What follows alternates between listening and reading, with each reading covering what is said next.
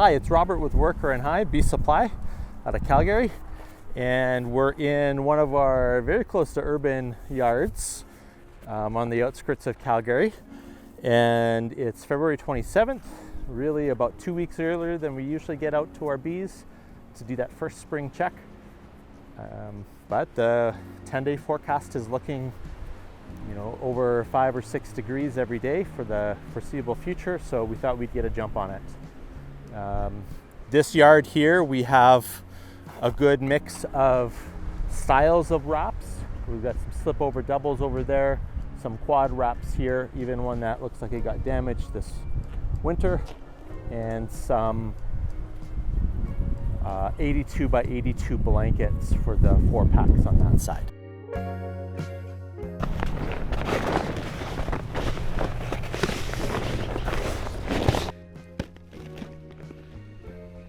That's a better looking colony here.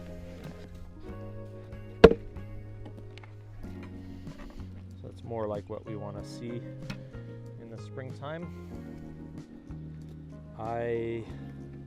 Looks like we put 2 kilos of fondant on these guys in the fall.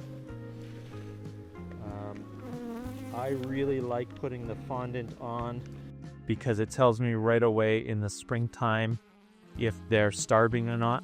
In this case here, we have some fondant remaining, so we know that they're not, out close starving. They got some food to eat. And we'll just reposition this a little bit better. And we're using the Global Patties wide patties. It's 1.5 pounds of 15%. You don't have to take the wax paper off or anything. Just set it right on. So that's it for this guy here.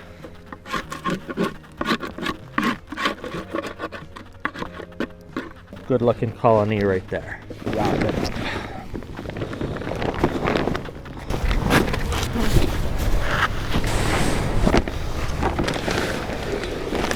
We always put mouse poison on the top of these hives because mice can sure do a lot of damage to our equipment. So here's another good looking colony. So this is a good example of, see how they're eating this. If anything, it's a good indicator that they've got enough feed because they haven't polished this off yet. That a little bit and make room to put a pollen patty on.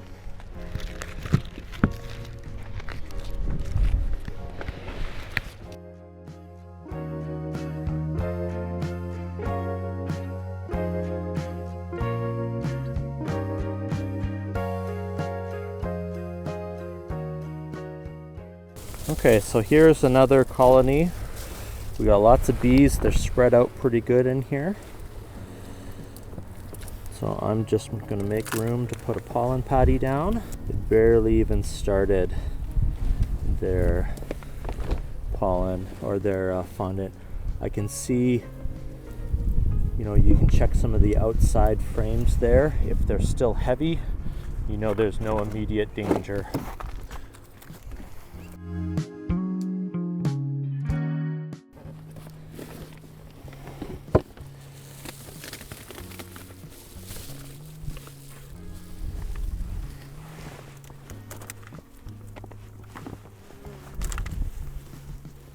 You can see remnants of the pollen patty from last fall.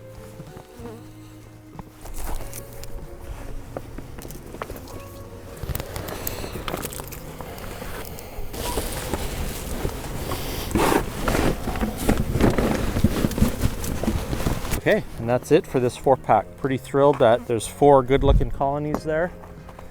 Put it back together and move on.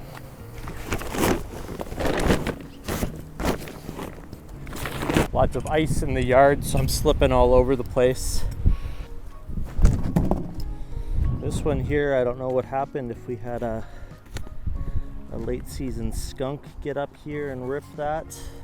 Okay, so this is interesting. We noted last fall September 16th that there was a virgin queen running around in here, and I pinched her off. So I'm going to one of those fondants from that first dead out. So it's not out of the question that these are just a queenless colony still. However, at this point we just have no choice but to pack them back up and wait for the availability of queens. So, okay, here's a good example of a possible nosema, but definitely dysentery colony. All of this mess up here, bee poop. They didn't wait to fly outside to do a cleansing flight. So truthfully, this colony is not likely to make it, and we want to take this equipment back and cleanse it. But I'm a romantic at heart, so I'm going to give them half of a pollen patty just in case there is something left there for these guys. So typically I wouldn't bother to clean bottom entrances. I think the bees will do it on their own. But in this case here, because there is at least dysentery, then perhaps for some reason they're not getting out the bottom. So I just cleaned that up, and now my hive tool is all full of squished bees, so I'm going to change that out to a new one in case it is a bad case of nosema, and we'll try to contain that to that one single colony. Okay, so there was lots of activity at the bottom board of this one here, so a little feel-good exercise to look at this one first. And yeah, nice little colony here, and this is a really good example of why I like to put that fondant on. So I'm opening this up right now. They've cleaned every little bit of it out, which means they probably are consuming more than what they have. I typically won't spend too much time in hives, but pulling up a couple of frames like this on the outside, you know, they still got lots of honey there, so that's good. The next frame has honey too, a little bit of pollen in there too, so you know that they're not starving to death. But we will put a pollen patty on,